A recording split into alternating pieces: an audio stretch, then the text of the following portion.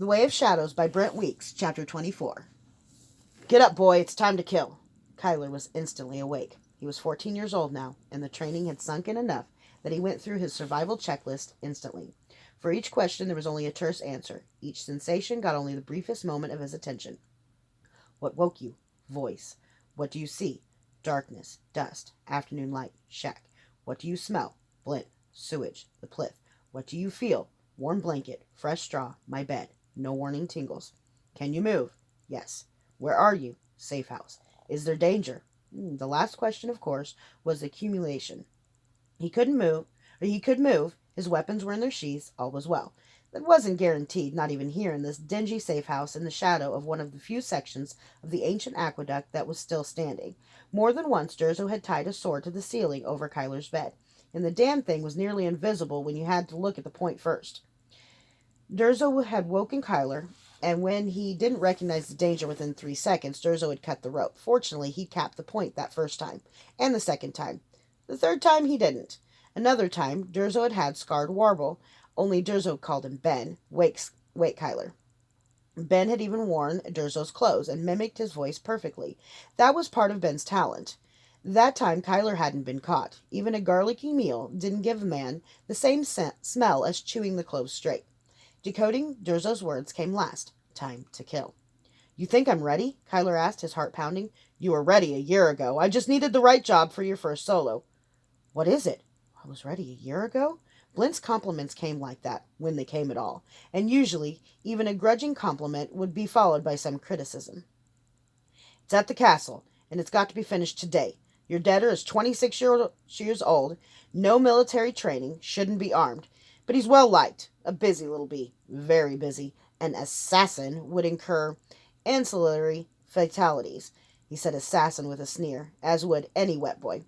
But it doesn't matter for the contact. The debtor just has to die. Just finish the job.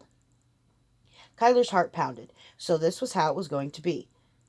This wasn't a simple test. It wasn't. Can Kyler kill Solo? It was, can Kyler do what a wet boy does? Can Kyler decide a suitable entry strategy to the castle itself, no less? Can he kill Solo? Can he do it without killing innocents? Can he get out after the hit? Oh. And can he use his talent?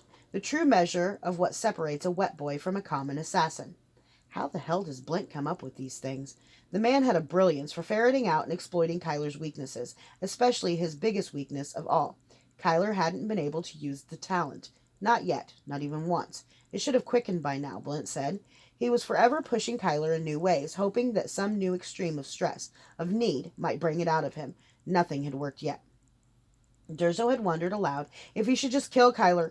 Instead, he decided that as long as Kyler could do everything a wet boy could do, Durzo would keep training him. He promised that it would ultimately fail.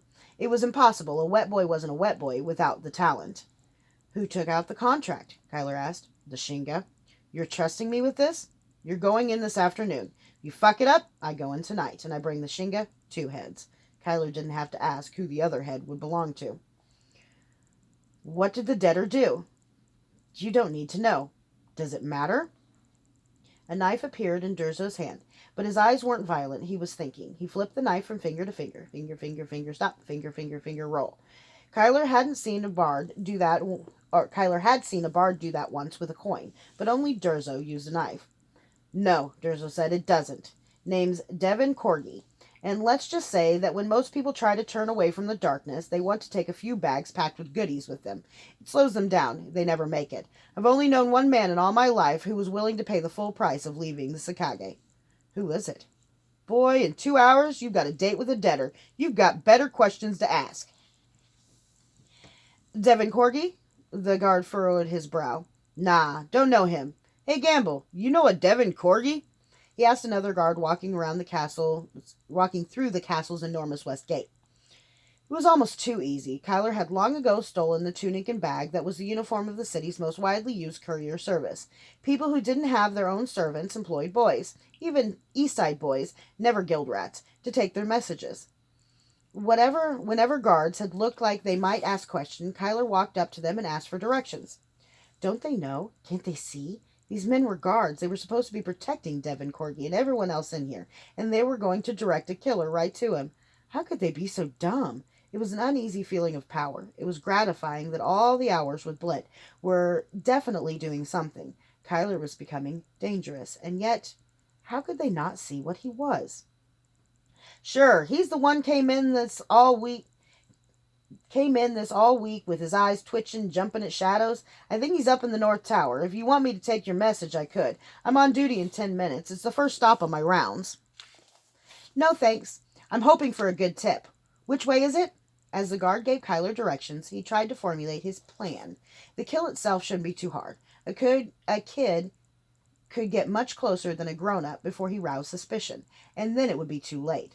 The hard part was finding the man. Devon didn't just have an office somewhere. He moved around. That added all sorts of risk, especially because Kyler needed to get the kill done today.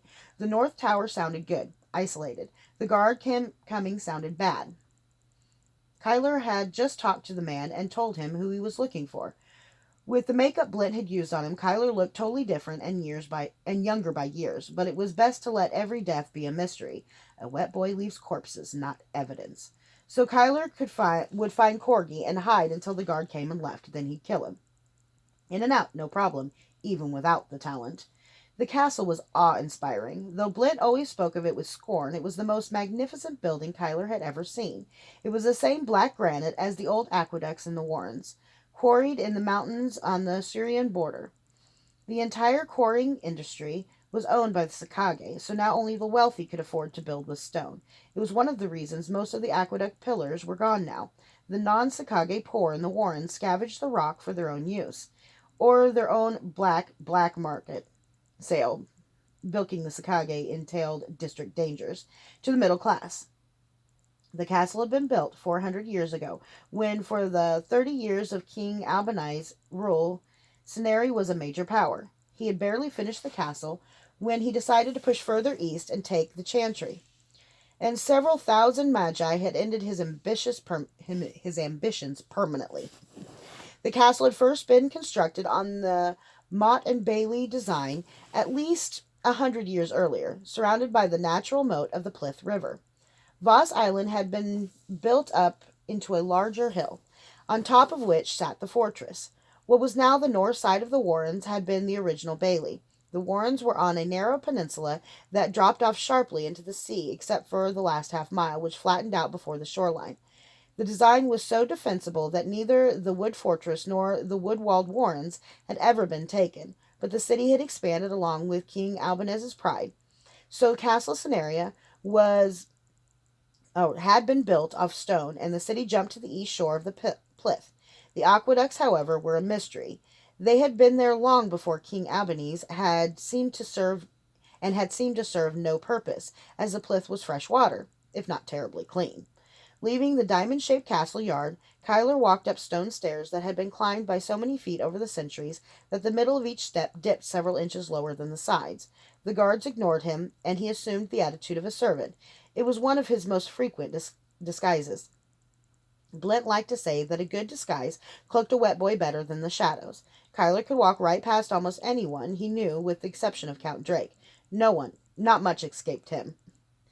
Soon he passed through most of the buzz of activity that filled the inner yard and the great hall. He went past the lines of people waiting for an audience in the throne room, past the open double doors of the gardens, and made his way to the North Tower. The halls were busy everywhere until he stepped into the North Tower's antechamber.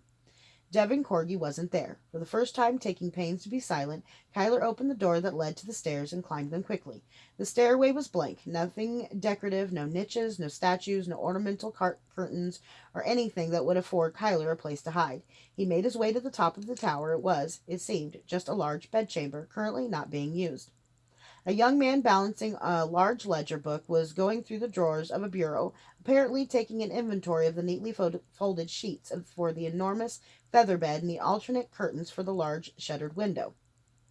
Kyler waited. Devon was turned sideways to the door, and without the talent to shadow Kyler's approach, there was a good chance the man would see him enter. The waiting was always the worst. Keyed up with no place to go, Kyler began to entertain fantasies that the guard was going to come up the stairs at any minute. Seeing him here, this late, he'd search him. Searching him, he'd find the slit in Kyler's trousers. Finding that hand-side slit, he'd find the long knife strapped to Kyler's inner thigh. But there was nothing for it. Kyler waited just out of sight, listening, willing his ears to hear even the scritch of the quill on the ledger. Finally, he checked and saw Devon disappearing into the closet on the far side of the nearly circular chamber. Kyler crept into the chamber and looked for places to hide. His feet made no sound, not even the sound of leather scuffing against stone. Master Blint had taught Kyler how to boil the sap of the rubber tree to make a shoe sole that was soft and silent. It was expensive to import, and only a little quieter than properly worked leather, but to Master Blint even the smallest margin mattered. It was why he was the best. There were no good places to hide. A great place to hide was one where Kyler would be able to see the entire room, keep his weapons at ready, and be able to move quickly either to strike or to escape. A good place to hide gave a decent view and the ability to strike or escape with only a little difficulty. This room had no dark corners. It was practically a circle. There were rice paper screens, but they'd been folded and were leaning against the wall. Pitifully, the only place to hide was under the bed. If Kyler were a wet boy, perhaps he could have vaulted up a wall and dangled off the chains of the chandelier. But that wasn't an option. Under the bed? Master Blint would never let me live this down. But there were no other options. Kyler dropped flat on his toes and fingertips crawling under the bed. It was good he was still slight, because there wasn't much space. He was uncomfortably in place when he heard someone coming up the stairs. The guard? Finally! Now take a quick look and get the hell out. He'd chosen the side of the bed with a view of the closet, and that meant he didn't have a view of the stairs. But from the sound of the footsteps, he became certain that it wasn't a guard. Devon stepped out of the closet, holding a chest, and guilt flashed across his face. "You can't be here, Bev," he said. "You're leaving?" the unseen woman said. It was an accusation. "No," he said, his eyes started twitching. "You stole from them, and now you're stealing from the king, and for some reason I'm surprised you'd lie to me. You asshole!" Kyler heard her turn, and then Devon was stepping close to the bed, putting the chest down on it, his legs just inches away from Kyler. "Bev, I'm sorry." He was moving toward the door, and Kyler was stricken with panic. What if Devon went after her and she went down the steps? Kyler would have to kill both of them on the stairs, knowing that the guard would be coming along any minute. "Bev, please!"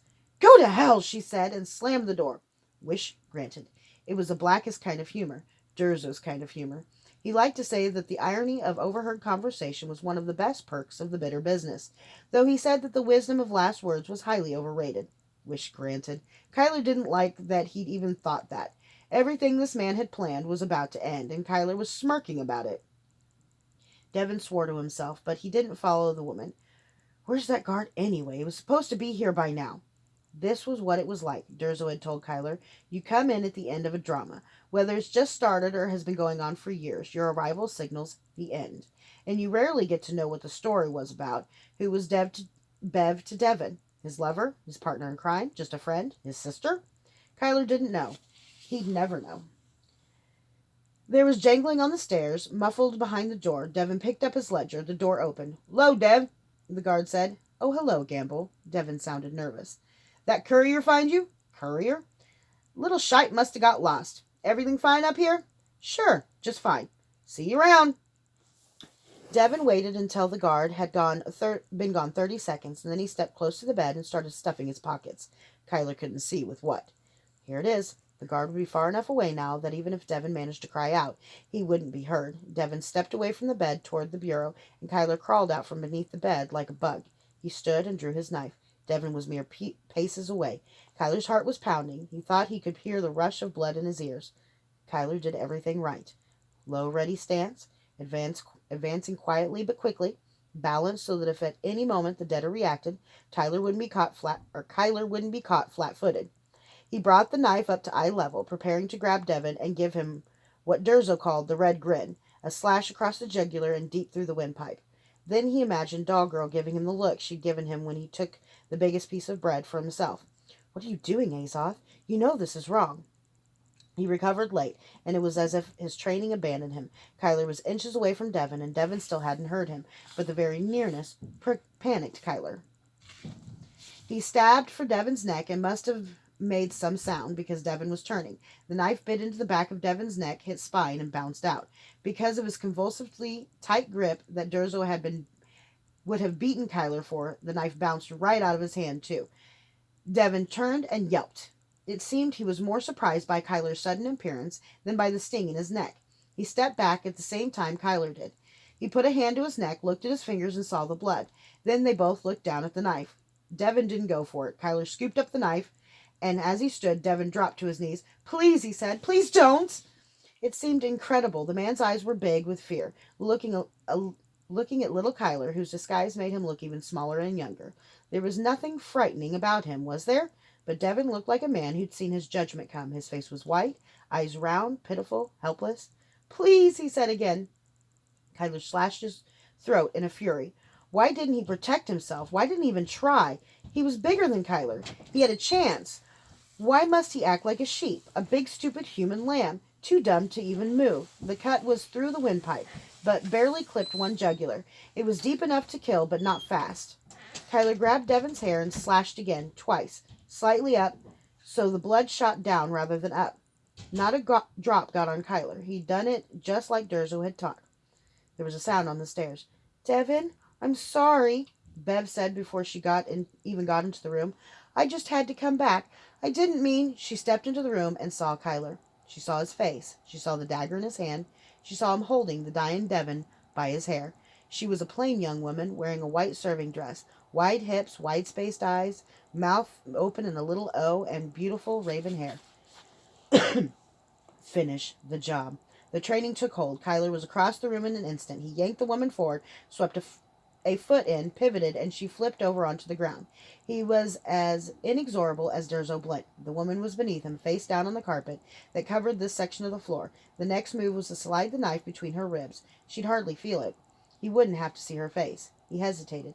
It was his life against hers. She'd seen him. His disguise was good only as long as no one knew there was a 14-year-old murderer about. She'd seen his face. She had intruded on a debtor. She was just collateral damage. An ancillary fatality, Blint said. A wet boy would do what needed to be done. It was less professional, but sometimes unavoidable. "It doesn't matter," Blint had said. "Just finish the job." Blint only allowed him to live so long as he proved he could do everything a wet boy did, even without the talent. Yet here she was, face down, Kyler straddling her on the floor, the point of his dagger pricking her neck, his left hand twisting in her hair, trying not to imagine the red blood blooming on her white servant's dress. She'd done nothing. Life is empty. Life is meaningless. When we take a life, we aren't taking anything of value. I believe it. I believe it. There had to be another way. Could he tell her to run? To tell no one? To leave the country and never come back? Would she do it? No, of course not. She'd run to the nearest guard. As soon as she was in the presence of some burly castle guard, any fear Kyler might inspire in her would look as small and weak as a guild rat with a knife. "I told him what would happen if he stole from the Sakage," she said, her voice oddly calm. "That bastard with everything else he took from me. He didn't even have the decency to die alone. I was coming to apologize, and now you're going to kill me, aren't you?" "Yes," Kyler said, but he was lying. He had moved the knife to the correct place on her back, but he refused to move. Out of the corner of his eye, he saw a shadow shift on the stairs. He didn't move, didn't acknowledge that he'd seen it, but he felt a chill. It was the middle of the afternoon. There were no torches burning now, no candles. That shadow could only be Master Blint. He'd followed Kyler. He'd watched everything. The job was for the Shinga, and it wouldn't be botched. Kyler slid the knife between her ribs, pulling it sideways, felt the shudder and the sigh of the woman dying beneath him. He stood and pulled the knife from her flesh, his mind suddenly detached, pulling away from him as if it had the day in the boat shop with Rat. He wiped the red blade on her white dress, sheathed it along his thigh, and checked himself in the room's mirror for blood, just like he'd been taught. It was all the sorrow in the world to him that he was clean. There wasn't any blood on his hands. When he turned, Blint stood in the open doorway, arms folded. Kyler just looked at him, still hovering somewhere behind his own body, glad for the numbness. "Not great," Durzo said, "but acceptable. The Shinga will be pleased." He pursed his lips, seeing the distance in Kyler's eyes. "Life is meaningless," Durzo said, rolling a garlic clove between his fingers. "Life is empty. When we take a life, we take nothing of value." Kyler stared at him blankly. "Repeat it, damn you!" Durzo's hand moved, and a knife blurred through the air, thunking into the bureau behind Kyler. He didn't even flinch. He repeated the words mechanically, fingers a tingle, feeling again and again that easy slip of meat parting around his knife. Was it so easy? Was it so simple? He just pushed, and death came. Nothing spiritual about it. Nothing happened. No one was whisked to Count Drake's heaven nor hell. They just stopped. They stopped talking, stopped breathing, stopped moving, finally stopped twitching, just stopped. The pain you feel, Master Blint said almost gently, is the pain of abandoning a delusion. The delusion is meaning, Kyler. There is no higher purpose. There are no gods, no arbitrators of right and wrong. I don't ask you to like reality. I only ask you to be strong enough to face it. There is nothing beyond this. There is only the perfection we attain by becoming weapons, as strong and merciless as a sword. There is no essential good in living. Life is nothing in itself. It is a place marker that proves who's winning, and we are the winners. We are always the winners. There is nothing but winning. Even winning means nothing. We win because it's an insult to lose. The ends don't justify the means. The means don't justify the ends. There is no one to justify to. There is no justification. There is no justice. Do you know how many people I've killed? Kyler shook his head. Me neither. I used to. I remembered the name of every person I killed outside of battle. Then it was too many. I just remembered the number. Then I remembered only the innocents. Then I forgot even that. Do you know what punishments I've endured for my crimes, my sins? None. I am proof of the absurdity of men's most treasured abstractions. A just universe wouldn't tolerate my existence. He took Kyler's hands. On your knees, he said. Kyler knelt on the edge of a pool of blood seeping from the woman's body. This is your baptism, Master Blint said, putting both of Kyler's hands in the blood. It was warm. This is your new religion. If you must worship, worship as the other wet boys do. Worship Nisosis, god of blood, semen, and wine. At least those have power. Nisosis is a lie, like all the gods, but at least he won't make you weak. Today you've become an assassin. Now get out and don't wash your hands. And one more thing. When you've got to kill an innocent, don't let them talk. Kyler staggered through the streets like a drunk. Something was wrong with him. He should feel something, but instead there was only emptiness. It was like the blood on his hands had burst from some soul wound. The blood was drying now, getting sticky, the bright red fading to brown everywhere but inside his clenched fists. He hid his hands, hid the blood, hid himself and his mind. Less numb than his heart, knew that there was a point in this too. He would be a wet boy, and he would always be hiding. Kyler himself was a mask, an identity assumed for convenience. That mask and every other would fit because before his training was done, every distinguishing figure of the Azoth who had been would be obliterated. Every mask would fit, every mask would fool every inspector because there would be nothing underneath those masks. Kyler couldn't wear his courier disguise into the Warrens. Couriers never went to the Warrens. So he headed to an east side safe house on a block crowded with the tiny homes of artisans and those servants not housed at their lords' estates. He rounded a corner and ran straight into a girl. She would have gone sprawling if he hadn't grabbed her arms to catch her. Sorry, he said. His eyes took in the simple servant's white dress, hair bound back, and a basket full of fresh herbs. Last he saw the gory red smears he'd just left on each of her sleeves. Before he could disappear, start running down the street, before she saw how he'd stained her, the arcs and crosses of scars on her face clicked into place like the pieces of a puzzle. They were white now, scars now, where he had branded them into his mind as deep red inflamed cuts, burst tissue, dribbling blood, the rough scrape and muted gurgle of blood being swallowed, blood bursting in little bubbles around a destroyed nose. He only had time to see unmistakable scars and unmistakable big brown eyes. Doll Girl looked down demurely, not recognizing this murderer as her Azoth. The downward glance showed her the gore on her sleeves, and she looked up, horror etched every feature not already etched with scars. My God, she said, you're bleeding. Are you all right? He was already running, sprinting heedlessly through the market, but no matter how fast he ran, he couldn't outrun the concern and the horror in those beautiful eyes. Those big brown eyes followed him. Somehow he knew they always would.